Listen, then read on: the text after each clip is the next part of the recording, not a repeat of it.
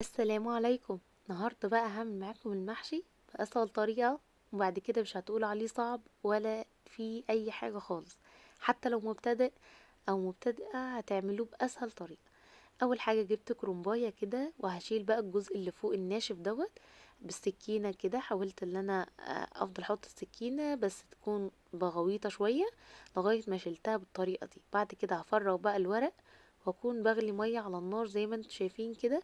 انا ما حطيتش اي حاجة في المية، ممكن تحط نص معلقة من الكمون. وبقيت اسلق بقى الكرنب وسلقته زي ما انتوا شايفين كده. ازاي بقى نعرف ان الكرنب معانا اتسلق السوى الممتاز اللي هو هيبقى معايا مظبوط؟ اللي انا امسك الكرنباية اول حاجة بتغير لونها، تاني حاجة لما تمسكوها وتلفوها على بعض كده هتلاقيها طرية لغاية اخر حتة.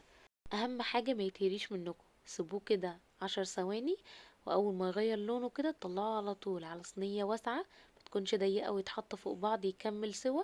احنا عايزينه بالقوام ده بالظبط، او اللي انتوا تجيبوا كروانة فيها مية بتلج وتنزلوا على طول الكرنب اول ما يستوي.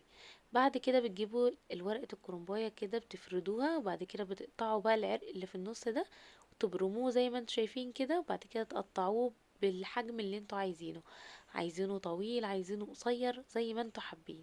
بعد كده هنفرد بقى هيطلع زي المستطيل كده، هنقطعوه بقى مربعات على قد اللفة بتاعتنا، وكده يبقى جاهز معانا. انا بحطه فوق بعض كده زي ما انتوا شايفين، وبلفه كده وبحطه كده في طبق.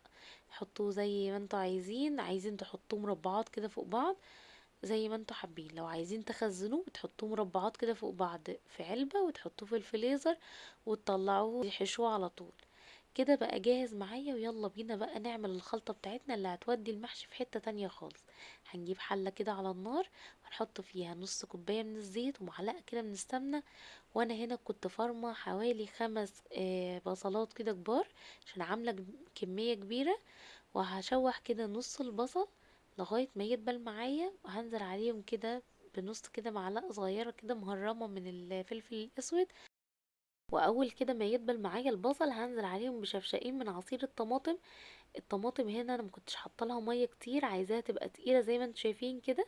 وهقلبها كده وهغطي عليها لغايه ما تتسبك معايا، وبعد كده هتبلها. وهقول لكم ايه التتبيله اللي احنا هنحطها، مفيش ابسط منها. اول ما تبقى معايا الدهون كده طلعت فوق الوش اعرف كده خلاص اللي هي بدأت تتسبك معايا. هنزل بقى معلقتين صغيرين كده من الملح، نص معلقة صغيرة من الفلفل الاسود، معلقة من الكمون، معلقة كمان من الكزبرة ومرقاية. وحطيت كده شوية نعناع وفركتهم بايديا كده. وهحط كمان معلقة صغيرة من السكر، وهقلبهم كويس جدا لغاية ما يتمزجوا مع بعض. وكده يبقى الصلصة معايا جاهزة. انا جبت كده طبق كبير حطيت فيه الصلصة بتاعتي، وحطيت فيه كمان خضرة المحشي اللي هي عبارة عن شبت وبقدونس وكزبرة. وحطيت كمان كيلو ونص من الرز، انا كنت عاملة كمية كبيرة تقدروا تقللوا الكمية زي ما انتوا حابين. وحطيت كمان كمية البصل اللي اتبقت عندي، حطيت كمون كزبرة فلفل اسود ومعلقة ونص كده من الملح. وبعدين تدوقوا لو احتاجت ملح تاني زودوا زي ما انتوا حابين. انا هنا قلبتهم كويس جدا لغايه ما اتمزجوا مع بعض. وحطيت كمان ربع كوبايه من الزيت بس انا نسيت اصورها لكم. وكده انا بحضر بقى الصينيه، حطيت ورق كده من الكرنب تحت، ممكن تحط الورق الاخضر او الورق اللي انا حطيته دوت اللي كان على وش الكرنب. وهحط كمان عيدان كده من الخضره اللي اتبقت عندي، اللي هي بتاعت البقدونس والكزبره والشبت. وهلف الكرنب زي ما انتوا شايفين كده اهوت. واهم حاجة اشد الورقة كويس جدا وميبقاش فيه رز على الكرنب من بره. وهرصه زي ما انتوا شايفين كده مربعات لغاية الكرنب ما يترصش فوق بعض، يبقى مربعات كده، يبقى فيه فراغات كده ما بينه، بيبقى احسن بكتير عشان يستوي كويس. وحطيت كده المرقة بتاعتي لغاية الصف اللي قبل الأخير، وحطيت طبق كده وغطيته لغاية ما غلى معايا ونزل المية بتاعته كلها. وأول ما يتشرب هنقله كده على نار هادية.